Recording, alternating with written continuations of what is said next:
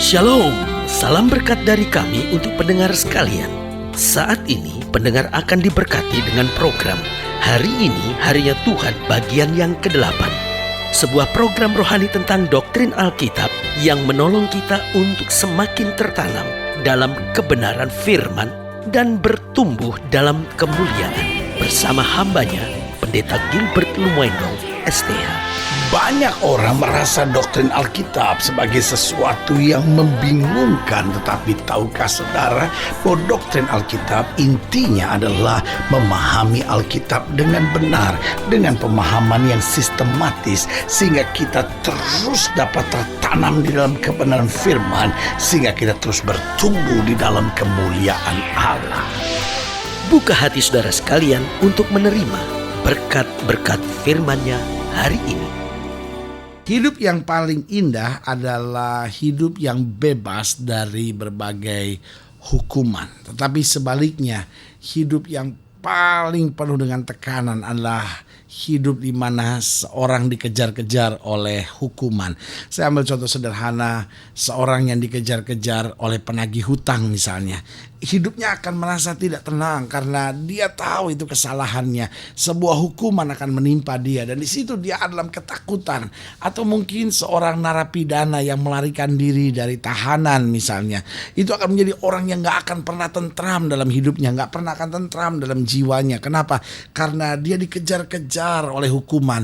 Nah, saudaraku yang kasih dalam Tuhan, tapi kalau kita tahu bahwa kita dibebaskan dari hukuman, taruhlah hal sederhana, kita memiliki hutang, lalu kawan kita yang meminjamkan uang itu berkata begini, sudahlah, jangan kamu pikirkan hutang itu adalah donasi saya bagi kamu, karena saya ngerti kondisi kamu dan saya dengan senang hati memberikannya itu kepada kamu. Waduh, waktu kita dibebaskan dari hukuman, sama seperti seorang narapidana, seorang tertuduh yang kemudian berdiri di hadapan hakim, lalu hakim berkata, setelah kami menyelidiki semuanya, maka kami memberi putusan bebas. Wah, waktu mendengar kata putusan bebas, saya percaya dia yang duduk di kursi terdakwa itu akan melompat kegirangan. Kenapa? Karena dia bebas dari hukuman. Nah, saudaraku yang kasih dalam Tuhan, kita adalah orang-orang yang bebas dari hukuman. Kenapa? Di atas kayu salib Yesus berkata, sudah selesai. Tadinya kita sebetulnya orang-orang yang layak untuk dihukum. Kita tadinya orang-orang yang layak untuk dilempar dari hadirat Allah, untuk dibuang ke dalam neraka yang kekal sampai selama-lamanya. Tetapi ketika darah Kristus tertumpah, Alkitab ingatkan buat kita, barang siapa yang percaya kepadanya tidak binasa, melainkan beroleh hidup yang kekal. Haleluya. Selamat datang dalam program kita Hari Ini Harinya Tuhan, sebuah program rohani yang kembali mengingatkan kepada kita betapa pentingnya kita menjadikan firman Tuhan sebagai dasar keseharian hidup kita. Karena selama kita menjadikan firman Tuhan sebagai dasar keseharian hidup kita, langkah-langkah ke depan kita penuh dengan kemenangan, kepastian, mujizat, dan perkara-perkara yang besar. Haleluya. Dan dalam program ini kita sedang membahas tentang seorang hukuman. Nah, saudaraku yang kasih dalam Tuhan, Alkitab berkata, karena dosa setiap manusia telah kehilangan kemuliaan Allah. Bahkan Alkitab berkata upah dosa ialah maut. Berarti saudaraku yang kasih dalam Tuhan, kita adalah orang-orang hukuman sebenarnya.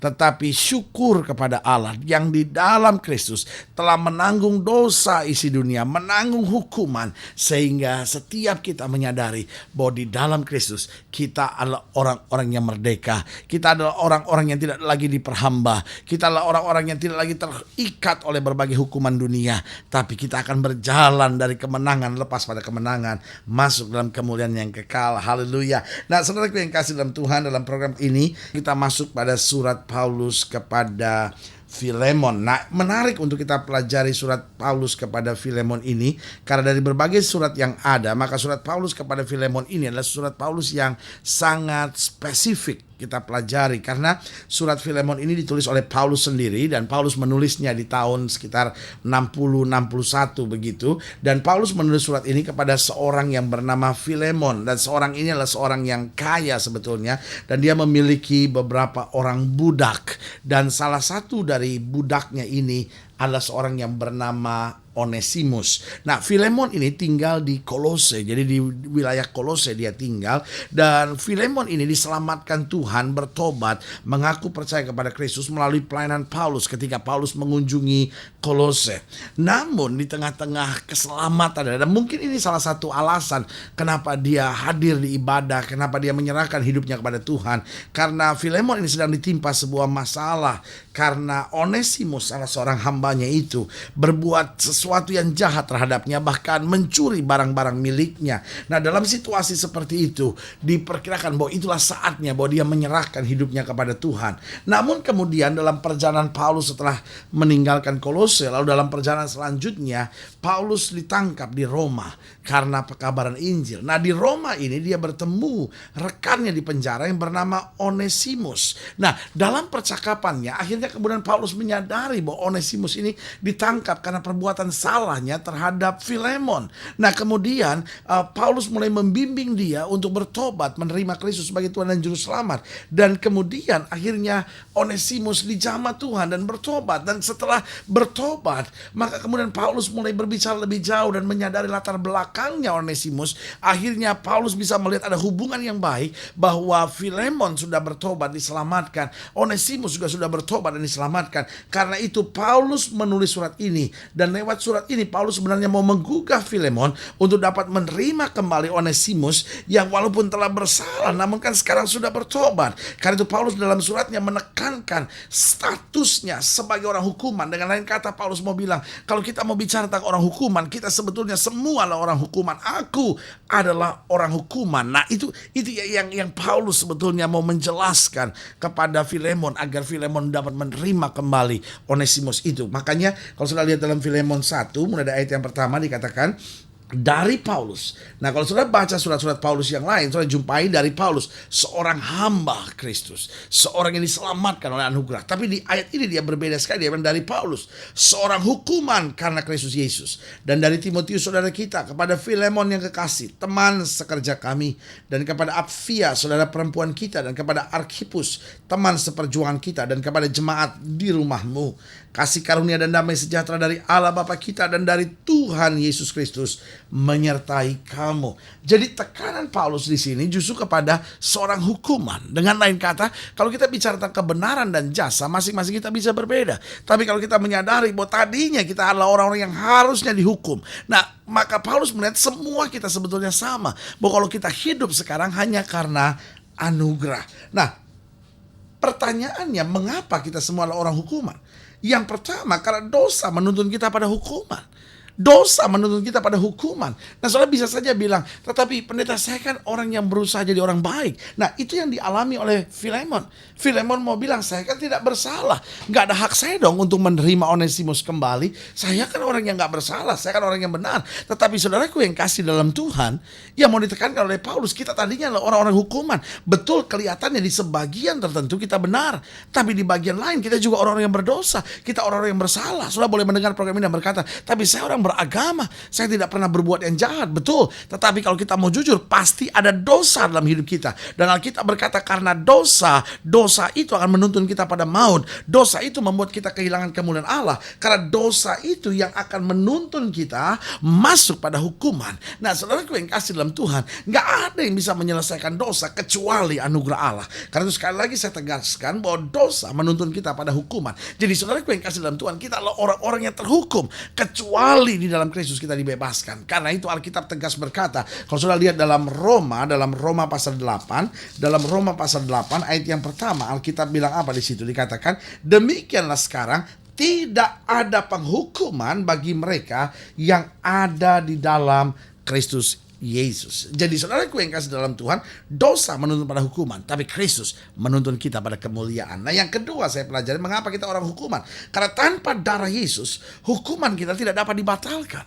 Jadi saudaraku yang kasih dalam Tuhan, saudara boleh melakukan amal, saudara boleh melakukan ibadah, saudara dapat melakukan perbuatan baik, saudara boleh nolong siapapun. Tapi saudaraku yang kasih dalam Tuhan, hukuman kita tidak bisa dibatalkan kecuali oleh darah Yesus. Makanya Alkitab berkata dari kayu salib, Yesus berkata, sudah selesai. Nah, hidup Kristen bukan sekedar oh iya saya punya agama. Saudaraku yang kasih dalam Tuhan, punya agama itu baik. Karena agama mengajar kita untuk tidak berbuat dosa. Tapi kalau saya sudah berdosa, saya sudah bersalah, maka saudaraku yang kasih dalam Tuhan, hukuman akan menimpa, neraka akan terbuka. Tapi Yesus mengorbankan darahnya, dia curahkan darahnya, dan dia berkata sudah selesai. Karena itu Alkitab berkata, barang siapa yang percaya kepadanya tidak binasa, melainkan beroleh hidup yang kekal. Haleluya. Berarti jelas di sini mengapa kita adalah orang hukuman, karena dosa menuntun pada hukuman. Yang kedua, karena tanpa darah Yesus hukuman kita tidak dapat dibatalkan. Dan yang ketiga, mengapa kita adalah orang hukuman, karena tanpa mau berbalik dari jalan yang jahat, hukuman akan terus mengikat kita. Jadi setelah kita menerima Yesus sebagai Tuhan dan Juru Selamat, kita dibasuh oleh darah, maka saudaraku yang kasih dalam Tuhan, kita harus berbalik dari jalan-jalan kita yang jahat. Maka kita akan bebas dari segala hukuman. Sehingga tadinya kita adalah orang-orang hukuman, tetapi sekarang kita adalah orang-orang yang berkemenangan, orang-orang yang bebas dari hukuman. Dan kalau kita menyadari bahwa kita bebas dari hukuman, berarti yang pertama kita akan menjadi orang yang bersyukur. Yang kedua, kita akan jadi orang yang mengasihi Yesus karena kita tahu siapa yang membebaskan kita dari hukuman. Yang pertama kita bersyukur, yang kedua kita mengasihi Yesus, yang ketiga kita akan taat pada perintah-perintahnya karena kita tahu Yesus sudah berbuat segalanya buat kita. Maka yang keempat, kita menjadi orang yang bekerja keras bagi Dia karena kita tahu bahwa kita tadinya adalah orang hukuman yang sekarang sudah diselamatkan karena anugerah. Nah, saudaraku yang kasih dalam Tuhan, jika selagi dilayani lebih jauh, hubungi kami melalui telepon, hubungi kami melalui surat, kunjungi website kami, karena kami ada untuk membawa Bapak Ibu sudah senantiasa lebih dekat pada Tuhan dan mengalami kasih, kuasa, mujizat yang luar biasa. Haleluya. Melalui program ini secara khusus juga saya mau berdoa untuk setiap saudara yang sakit, setiap saudara yang berbeban berat, karena kita percaya bahwa bagi Allah tidak ada perkara yang mustahil. Bahkan setiap saudara yang mungkin selama ini merasa bahwa hidup saya banyak dosa, hidup saya banyak kekurangan, lalu hari ini sudah mau bangkit, mau menerima Yesus sebagai Tuhan dan Juru Selamat, mau kembali berjalan dalam kemenangan, kemuliaan, karena Yesus sudah bayar semua harga. Agama tidak bisa menyelamatkan kita. Saudara boleh bilang sama saya, oh saya bertahun-tahun masuk gereja, saya beragama Kristen. Tapi saudaraku yang kasih dalam Tuhan, perlu saya tegaskan, agama tidak bisa menyelamatkan. Hanya darah Yesus, karena agamanya mengajarkan orang berbuat baik. Lalu kalau kita sudah berdosa, maka agama hanya berkata kepada kita neraka tempatnya. Tetapi Yesus datang untuk menyelamatkan, untuk mematahkan belenggu iblis ini, sehingga kita yang menerimanya diberi kuasa untuk menjadi anak-anak Allah. Nah, setiap saudara yang didoakan boleh taruh tangan kanan saudara di dada, dan kita berdoa. Bapa, dalam nama Yesus, hamba berdoa buat setiap mereka yang sakit, yang berbeban berat, yang menghadapi pergumulan. Bapa, bahkan mereka yang mau menerima Yesus sebagai Tuhan dan Juru Selamat, mereka yang hidup di bawah ikatan dosa dan terbelenggu dengan kuasa dosa, lalu hari ini mau bangkit dalam kemenangan. Bapa, hamba berdoa di dalam nama Yesus, Tuhan jamah, jangan lalui satu orang pun yang sakit, Tuhan sembuhkan, yang lemah Tuhan kuatkan, rumah tangga Tuhan pulihkan, masa muda Tuhan berkati, dan pelayanan anak-anak Tuhan disertai senantiasa. Dan kami akan melihat perkara-perkara besar oleh anugerah-Mu. Di dalam nama Yesus kami berdoa. Haleluya. Amin. Saudaraku yang kasih dalam Tuhan, kita sudah berdoa. Ingat, Allah tidak pernah lalai menepati janjinya. Inilah saatnya buat kita untuk bangkit bersemangat, bersuka cita dalam segala perkara. Karena kita tahu Yesus adalah jaminan kita yang kekal. Yesus adalah Tuhan yang tidak pernah mengecewakan kita. Dan Dia begitu mengasihi kita dengan kasih yang kekal. Haleluya. Doa saya menyertai saudara. Sampai berjumpa pada program berikut. Dan jangan lupa, jadikan hari ini harinya Tuhan. Haleluya.